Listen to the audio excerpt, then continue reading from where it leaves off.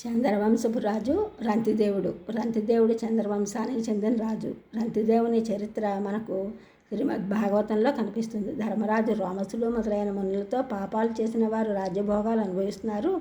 ధర్మ మార్గంలో వ్యవహరిస్తున్న మాకు అరణ్యవాసం కష్టాలు అని అడుగా మునులు ఈ విధంగా తెలియజేశారు.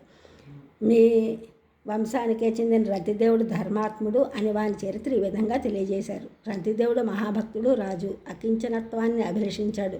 సర్వస్వం దానం చేసి కుటుంబ సమేతంగా అరణ్యవాసానికి వెళ్ళాడు. దేశంలో క్షామం ఏర్పడింది. నీటి చుక్క కరువైంది. 48 రోజులు ఉపవాసం ఉండవలసి వచ్చింది. 49వ రోజున అరిటాకు నిండా భోజన పదార్థాలు, చెంబు నిండా మంచినీళ్లు లభించాయి.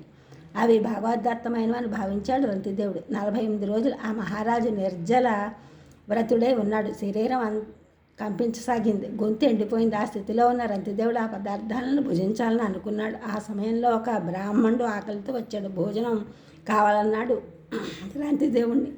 శ్రద్ధాభక్తులతో ఆ బ్రాహ్మణుడికి భోజనం పెట్టాడు. భోజనానంతరం శేషించిన అన్నాన్ని తన కుటుంబానికి పంచాడు. తాను భుజించడానికి పెట్టుకున్న అన్నం తినబోతుండగా ఒక చండాలుడు కుక్కలతో సహా వెంటబెట్టుకుని వచ్చాడు. నా కుక్కలు నేను చాలా ఆకలిగా ఉన్నామని అనగా ఆ అన్నాన్ని అతని కుక్కలకి పెట్టేశాడు. రంతిదేవునికి కొద్ది నీళ్లు మిగిలాయి. అవి తాగి తృప్తి పడదామనుకున్నాడు.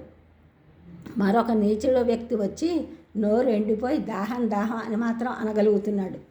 రంతిదేవుని హృదయం కరిగి భగవంతుని ఇలా ప్రార్థించాడు.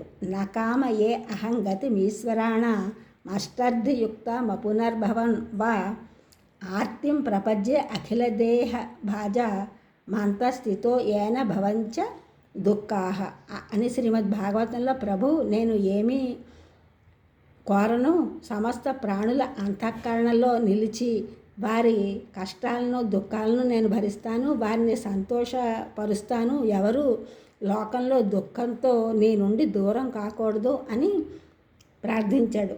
ఆ దాహపీడితుని తన దగ్గర ఉన్న జలాన్ని ఇచ్చి దాహం తీర్చాడు. రంతిదేవుని అంతఃకరణాన్ని గుర్తించిన బ్రహ్మ విష్ణు మహేశ్వరులు ప్రత్యక్షమై వరం కోరుకొనమనగా నాకు ఏ వరం వద్దు, మీ దర్శనం కలిగింది, ధన్యుణ్ణయ్యాను అని పూజించాడు. రంతిదేవుని కుటుంబంతో సహా నారాయణ పరాయణులు పరమయోగులు పొందే ఉన్నత పదవిని పొందారు. ఈ ఛానల్ చూసిన వాళ్ళు కూడా సబ్స్క్రైబ్ చేయండి, షేర్ చేయండి, లైక్ చేయండి, కామెంట్ చేయండి. సబ్స్క్రైబ్ చేసిన అందరూ కూడా షేర్ చేసిన, లైక్ చేసిన, కామెంట్ చేసిన అందరూ కూడా ధన్యవాదములు.